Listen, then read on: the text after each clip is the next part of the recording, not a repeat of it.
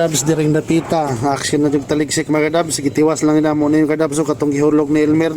Kay makuhan pag inigduha ka dos tres mga kadabs, manilang makaduwang dugang. Huwag diri mga kadabs, gisugdan na nakugyug-gyug ang kuhan, pitik, kay aron maklaro yun yung pitik mga kadabs no. Kay murang halap-halap pero rin usahay na itong operator mga kadabs.